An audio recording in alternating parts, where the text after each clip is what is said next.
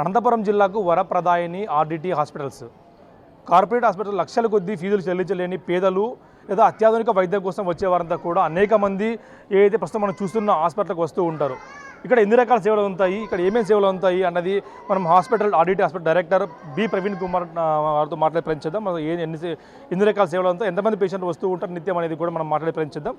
Sir, ఎంతోమందికి పేదలకు ఉచితంగా సేవ చేస్తూ ఉంటారు. ఇక్కడ ఆర్డిటి బత్తలపల్లి హాస్పిటల్ ఎంతమందికి ఇప్పటి వరకు సేవలు అంది ఉంటాయి, ఎన్ని రకాల సేవలు అందుబాటులో ఉన్నాయి సార్ మనకు? నా పేరు డాక్టర్ ప్రవీణ్ అండి. ఆర్డిటి హాస్పిటల్స్ మనకు మొత్తం 3 హాస్పిటల్స్ ఉన్నాయి. బత్తలపల్లిలో ఒకటి, కళ్యాణదుర్గం ఒకటి, కనేకల్ ఒకటి. బత్తలపల్లిలో 352 పడకల ఆసుపత్రి ఉంది. కళ్యాణదుర్గంలో 200 పడకల ఆసుపత్రి, కనేకల్లో 40 పడకల ఆసుపత్రి. టోటల్గా 3 ఆసుపత్రులు మనకు సంవత్సరానికి గాను 8 లక్షల మంది పేషెంట్స్, అవుట్ పేషెంట్స్కి వచ్చి చూపించుకుంటూ ఉంటారు, వైద్య సేవలు పొందుతూ ఉంటారు. అలాగే ఇన్ పేషెంట్స్ లోపల అడ్మిట్ అయ్యి వైద్య సేవలు తీసుకునే వాళ్ళు దగ్గర 70,000 మంది ఉన్నారు 3 హాస్పిటల్స్కి గాను. ఆపరేషన్స్ కూడా మనము ప్రతి సంవత్సరము 15,000 ఆపరేషన్స్ 3 హాస్పిటల్స్లో 15,000 ఆపరేషన్స్ చేస్తున్నాం ఈ 3 హాస్పిటల్స్లో. ఈ హాస్పిటల్కి వస్తే బత్తలపల్లి హాస్పిటల్ 2000 సంవత్సరంలో స్థాపించబడింది. ఇప్పటికి 24 సంవత్సరాలు పూర్తి చేసుకుంది ఈ హాస్పిటల్. ఇక్కడ మనకు దగ్గర 3,90,000 మంది అవుట్ పేషెంట్స్ వైద్యం సంవత్సరానికి ప్రతి సంవత్సరము 3,90,000 మంది 4 లక్షలు వైద్య సేవలు పొందుతున్నారు అవుట్ పేషెంట్స్లో. అలాగే మనము ఇన్ పేషెంట్స్ కూడా చూస్తే దగ్గర 24,000 మంది మనకి ఇక్కడ 24 వైద్య సేవలు పొందుతున్నారు ఇన్ పేషెంట్స్గా. ఆపరేషన్స్ కూడా మనము 6 నుంచి 7,000 ఆపరేషన్స్ ఇక్కడ చేస్తూ ఉన్నాం. 3 ఆసుపత్రులకు గాను బత్తలపల్లి, కళ్యాణదుర్గము, కనేకల్లు హాస్పిటల్కి గాను మనకు ప్రతి నెల 6,000 మంది గర్భిణీ స్త్రీలు అవుట్ పేషెంట్ సేవలు పొందుతున్నారు. విషయం ఏమంటే సార్, రాష్ట్రంలో సిజేరియన్లో ఏపీ ప్రథమ స్థానంలో ఉంది అంటూ కూడా ఇటీవల సీఎం చంద్రబాబు అసెంబ్లీలో ప్రకటించారు. కానీ ఆడిట్లో మాత్రం ఎక్కడ సిజేరియన్ ఆపరేషన్ అనేది చేయరు, ఎంత రిస్క్ పాసిబిలిటీ ఎంతవరకు ఉన్నా కూడా నార్మల్ డెలివరీకి ప్రయత్నిస్తారు అంటూ కూడా మనం బయట వింటూ ఉంటాం. నిజమైన సార్ అంతే? ఆర్డిటి హాస్పిటల్లో 3 హాస్పిటల్స్లో ముఖ్యంగా కళ్యాణదుర్గం, బత్తలపల్లిలో 2 పెద్ద డిపార్ట్మెంట్స్ అండి ఇవి. సంస్థ యొక్క ముఖ్య ఉద్దేశం కూడా స్త్రీల యొక్క సంక్షేమము, శిశు యొక్క సంక్షేమము, అభివృద్ధి చెందితే కుటుంబము బలంగా ఉంటుంది అనేది ఒక ముఖ్య ఉద్దేశం. దాని విధంగానే ఈ 2 డిపార్ట్మెంట్స్ ఆబ్స్టెట్రిక్స్, గైనకాలజీ ఇక్కడ అక్కడ కూడా శతవిధాల మన వాళ్ళు నార్మల్ డెలివరీకే ప్రయత్నం చేస్తారు. నార్మల్ డెలివరీ జరగని పక్షంలో అపాయం ఉంది బిడ్డకి లోపల, లేదంటే తల్లికి అపాయం ఉంది, తొందరగా ఆపరేషన్ చేయాలి అన్నప్పుడు ఆలోచించి డెసిషన్ తీసుకొని సిజేరియన్ సెక్షన్ చేస్తారు. అయితే 70 నుంచి 75% వరకు నార్మల్ డెలివరీలే జరుగుతాయి మన దగ్గర. ఎక్కడ కూడా ఇది ఎక్కడ నమోదు కాదు, ఎందుకంటే ఇంత శాతం ప్రైవేట్ హాస్పిటల్ ఎప్పుడు కూడా జరగదు. వాళ్ళు వెళ్ళిన వెంటనే సిజేరియన్కి ఏర్పాట్లు చేస్తూ ఉంటారు. కానీ ఇక్కడ మాత్రం ఎప్పుడు కూడా 99% వరకు కూడా నార్మల్ డెలివరీకి ప్రయత్నిస్తూ ఉంటారు. అంటే దీనికి కారణం ఏం సార్? అంటే ఏమన్నా వాళ్ళకి ఆరోగ్యపరంగా ఇబ్బందులు రాకుండా ఉండేందుకు? దీనికి కారణం ఏమి కాదండి, ఇది నార్మల్ సంస్థ పెట్టినప్పటి నుంచి కూడా నేను చెప్పినట్టు సంస్థ యొక్క ముఖ్య ఉద్దేశము స్త్రీల యొక్క ఆరోగ్యం, వాళ్ళ ఆరోగ్యము బాగుంటే కుటుంబం బాగుంటుంది అనేది. సో నార్మల్ డెలివరీ చేసుకుంటే తొందరగా లేచి నడవచ్చు, వాళ్ళ పనులు వాళ్ళు చేసుకోవచ్చు. అదేవిధంగా నార్మల్ డెలివరీస్ జరగడానికి దానికి తగిన సిబ్బంది, ఒక డెలివరీ రూము, దానికి కావాల్సిన సిబ్బంది, ఇన్ఫ్రాస్ట్రక్చరు, దానికి కావాల్సిన ఎక్విప్మెంట్ అన్నీ కూడా డెవలప్ చేయడానికి సంస్థ ఎప్పుడు కూడా వెనకాడదు. నాణ్యతమైనటివి అందిస్తుంది కాబట్టి మనము నార్మల్ డెలివరీస్ సురక్షితంగా చేయగలుగుతున్నాం. ఇక్కడికి వచ్చే వాళ్ళంతా కూడా ఎక్కువ 99% అంతా కూడా పేద ప్రజలు లేదా ఇల్లిటరస్ పీపుల్ ఎక్కువగా వస్తూ ఉంటారు. అటువంటి వారు మీకు ఎటువంటి అవగాహన కల్పిస్తూ ఉంటారు? ఎందుకంటే ఇంత పెద్ద హాస్పిటల్లో మామూలుగా హాస్పిటల్ అంటే భయపడే వ్యక్తులు కూడా వస్తూ ఉంటారు, లేడీస్ వస్తూ ఉంటారు. అటువంటి వారికి ఎటువంటి అవగాహన కల్పిస్తూ ఉంటారు సార్ ఇక్కడ? ఇక్కడికి వస్తున్నటువంటి పేషెంట్స్ అందరూ కూడా 90% మంది చుట్టుపక్కల రూరల్ విలేజెస్ నుంచి, పల్లెటూరుల నుంచి వచ్చే వాళ్ళే ఉంటారు. చాలామందికి ఒక ఆందోళన ఉంటుంది, ఒక భయం ఉంటుంది. వాళ్ళందరినీ మేము వాళ్ళ వ్యాధిని వాళ్ళకు డీటెయిల్గా ఎక్స్ప్లెయిన్ చేయడము, వాళ్ళతో మాట్లాడడము. ట్రీట్మెంట్ అంటే కేవలం ఇంజెక్షన్లు, మాత్రలే కాదు, పేషెంట్తో చక్కగా మాట్లాడాలా, ప్రేమతో మాట్లాడాలా, వాళ్ళకు జరిగినవి క్లియర్గా ఎక్స్ప్లెయిన్ చేయాలి వాళ్ళ వ్యాధి గురించి. సో ఇవన్నీ చేయడం వల్ల వాళ్ళకు ఒక నమ్మకం ఆర్డిటి హాస్పిటల్ అంటే హాస్పిటల్కి వస్తే మాకు బాగవుతుంది, మా ఆరోగ్యం చక్కబడుతుంది, మాకు ఏ జబ్బు ఉందో అది ఉన్నట్లు మాకు ఎక్స్ప్లెయిన్ చేస్తారు అనేది ప్రజలకు ఉన్నటువంటి ఒక నమ్మకం. అంటే మామూలు హాస్పిటల్ చూస్తే మనకి ఎప్పుడు గలీజ్గా లేదా పరిసరాలన్నీ పరిశుభ్రంగా ఉండవు అనే ఒక ఉంటుంది. కానీ ఆర్డిటి మాత్రం చూస్తే ఎక్కడ కూడా చెత్త కూడా ఇక్కడెక్కడ కనిపించే పరిస్థితి. ఎంత పెద్ద వెటర్నరీ వార్డు ఉన్నా కూడా ఎక్కడ చిన్నపాటి నిర్లక్ష్యం కూడా లేకుండా చాలా నీట్గా మెయింటైన్ చేస్తూ ఉంటారు. దీనికి ఏంటి కారణం? మన హాస్పిటల్ అనేది చాలా పరిశుభ్రంగా ఉండాలండి. పరిశుభ్రంగా ఉంటేనే ఇన్ఫెక్షన్స్ అనేవి రాకుండా ఉంటాయి. సో దానికి తగిన సిబ్బందిని మా దగ్గర ఉన్న సపోర్ట్ స్టాఫ్ ఎంతో కమిట్మెంట్తో వాళ్ళు పనిచేస్తున్నారు.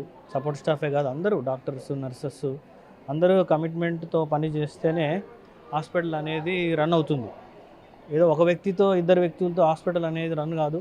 ఈ ఆసుపత్రిలో 800 మంది ఉద్యోగులు ఉన్నారు. మొత్తం 3 హాస్పిటల్స్లో 11 నుంచి 1200 మంది ఉద్యోగులు పనిచేస్తున్నారు. వాళ్ళందరూ కలిసి చేయి వేసి నిబద్ధతతో పని చేస్తేనే మనం ఇంత పెద్ద ఆసుపత్రి రన్ చేయగలము, లేకపోతే రన్ చేయలేము. అందుకే ఆ నీట్నెస్ అనేది చాలా ఇంపార్టెంట్ హాస్పిటల్లో.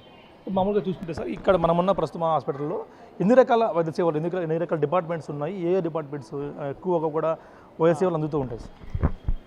ఇక్కడ మనకు మేజర్ డిపార్ట్మెంట్స్ 6 డిపార్ట్మెంట్స్ ఉన్నాయండి. ఇవి 6 డిపార్ట్మెంట్స్ కూడా మనకు పీజీ స్టూడెంట్స్ కూడా ఉన్నారు. ఈ 6 డిపార్ట్మెంట్స్లో medicine, surgery, paediatrics, orthopaedics, anaesthesia, అలాగే infectious diseases department, emergency medicine department. So ఈ డిపార్ట్మెంట్స్ అన్నీ కూడా వైద్య సేవలు 24 గంటలు అందించే డిపార్ట్మెంట్స్. డెంటల్ డిపార్ట్మెంట్ కూడా ఉంది మనకు. అలాగే అలైడ్ డిపార్ట్మెంట్స్ అంటాము, pathology, microbiology, blood bank, x-ray, ఇవన్నీ. సో టోటల్గా అట్లా మనం చూసుకుంటే 12 డిపార్ట్మెంట్స్ ఉన్నాయి ఇక్కడ. Clinical departments, non clinical departments చూసుకుంటే. సో ఈ 12 డిపార్ట్మెంట్స్ మనకు 24 గంటలు వైద్య సేవలు ఇక్కడ అందించుతూ ఉంటారు. దీంట్లో ప్రధానమైనటువంటి డిపార్ట్మెంట్స్ లాగా మనం చూసుకుంటే నేను చెప్పినట్టు స్త్రీ శిశు సంక్షేమమే సంస్థ యొక్క ముఖ్య ఉద్దేశం. మీరు ఎంతోమందికి మీ దగ్గరికి వస్తూ ఉంటారు, ఎక్కువ మంది మహిళలు వస్తూ ఉంటారు. వారు మీకు చెప్పే భరోసా ఆర్డిటి హాస్పిటల్ మీద నమ్మకం, కానీ వారు మీకు ఏం చెప్తుంటారు సార్? మీరు చెప్పడం వారు మీకు ఏం చెప్తూ ఉంటారు? పేషెంట్స్ వాళ్ళకు నేను ఇందాక చెప్పినట్టు వాళ్ళకు ఒక నమ్మకం, ఆర్డిటి హాస్పిటల్ అనేది వస్తే మాకు రోగం నయం అవుతుంది, మాకు బాగా అవుతుంది అనేది వాళ్ళకు ఒక నమ్మకం. ఆ నమ్మకం అంటే అది ఒక రోజులో వచ్చింది కాదు. ఎన్నో సంవత్సరాలు సంస్థ ఒక నిబద్ధతతో పనిచేసి ప్రజల అవసరాల మేరకు రెస్పాండ్ అయ్యి, ప్రజలకు ఏం కావాలి, ఏం అవసరం ఉంది ప్రజలకు అని సంస్థ రెస్పాండ్ అయ్యి వాళ్ళ అవసరాలను తీర్చింది.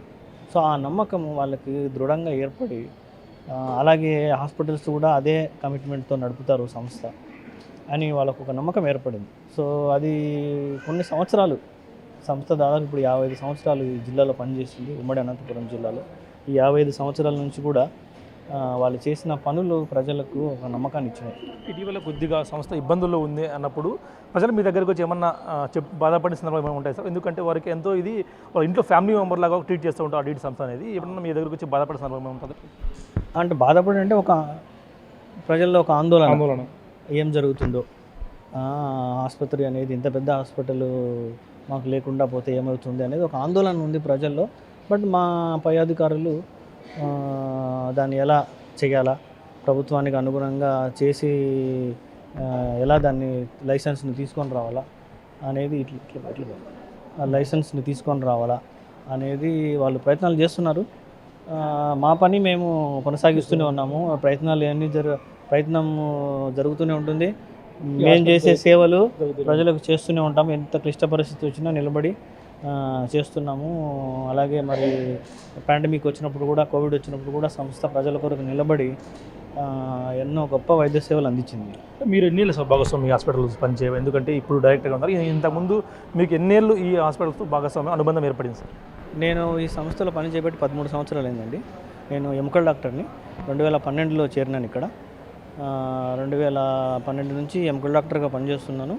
2020 నుంచి ఈ హాస్పిటల్కి డైరెక్టర్గా పనిచేస్తున్నాను. ఇన్నేళ్ళు పనిచేసినప్పుడు అనుబంధం ఉన్న సంస్థ కొద్దిగా చిక్కుల్లో ఉందంటే మీ ఫీలింగ్ ఎలా ఉంది సార్? ఎందుకంటే ఎవరికైనా సరే ఇది ఒక ఇంట్లో సంస్థగా మీరు అలాగా భావించారు కాబట్టి ఇంత నీట్గా ఉంది హాస్పిటల్ కూడా, మీకు ఎలాంటి ఫీలింగ్ ఉంది sir?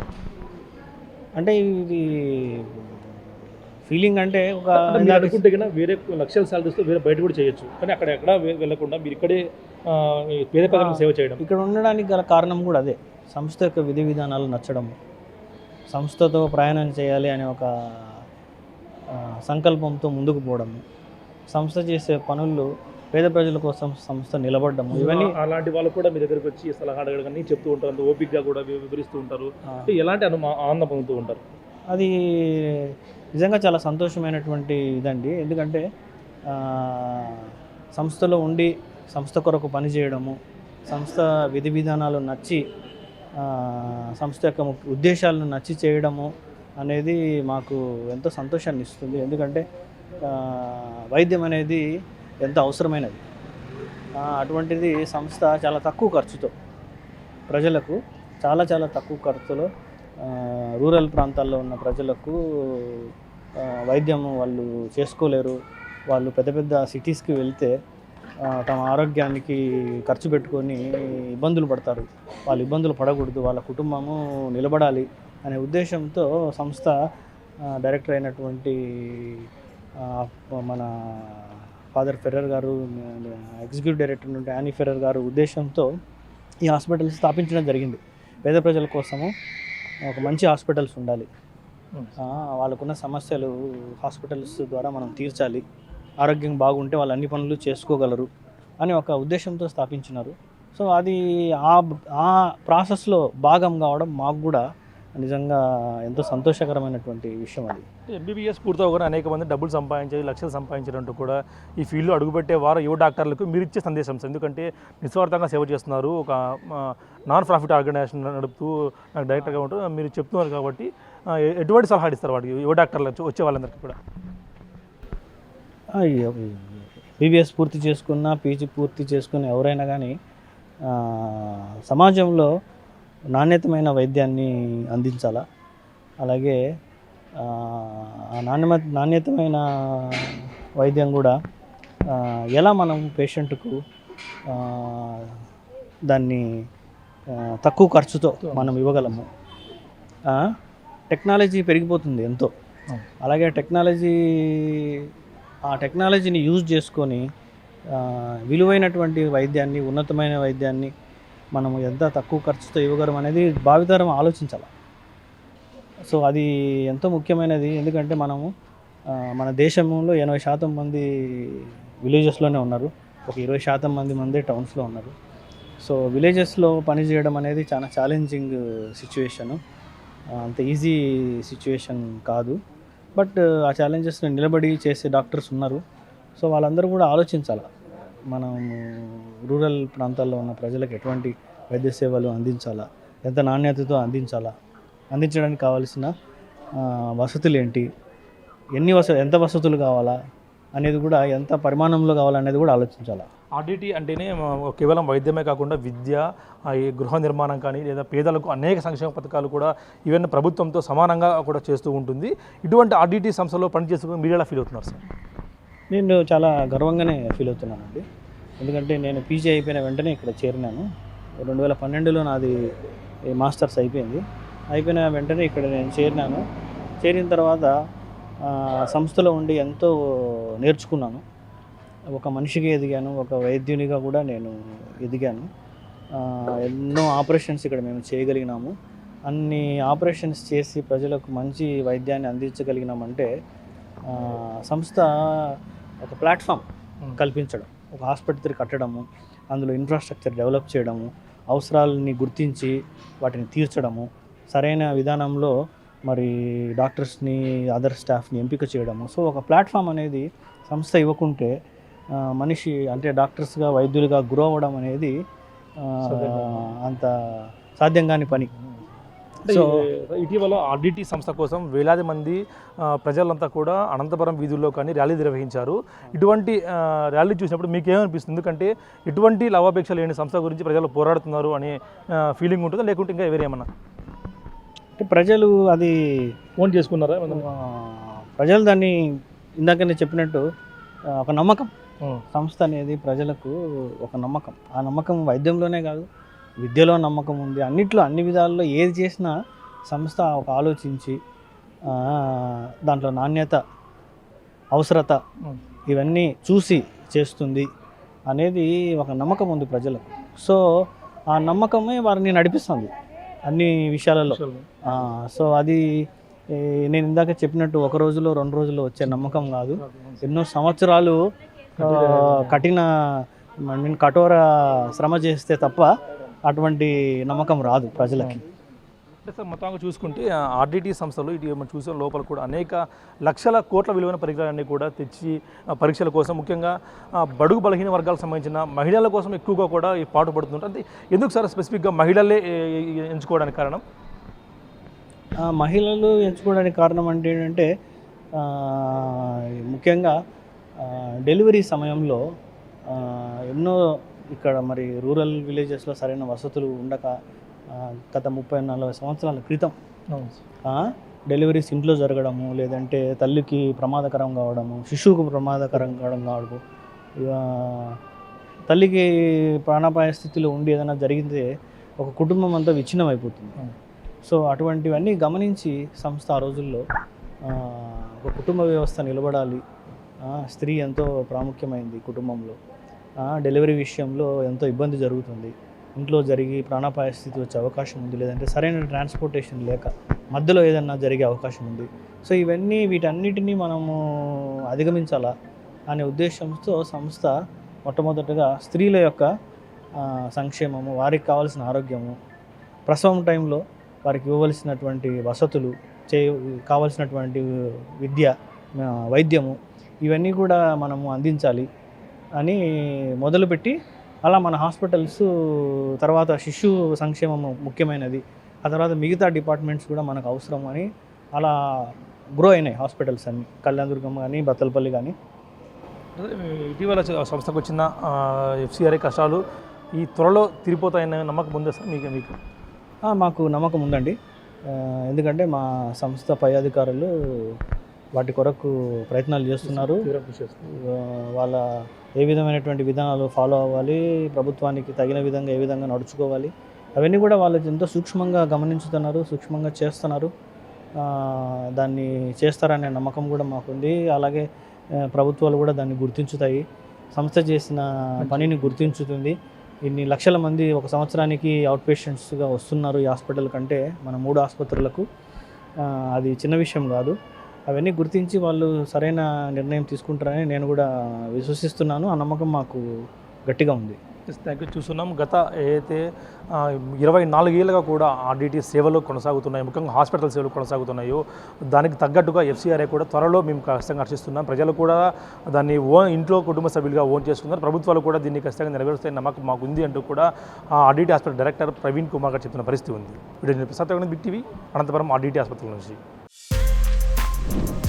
For more videos like this, subscribe Big TV channel.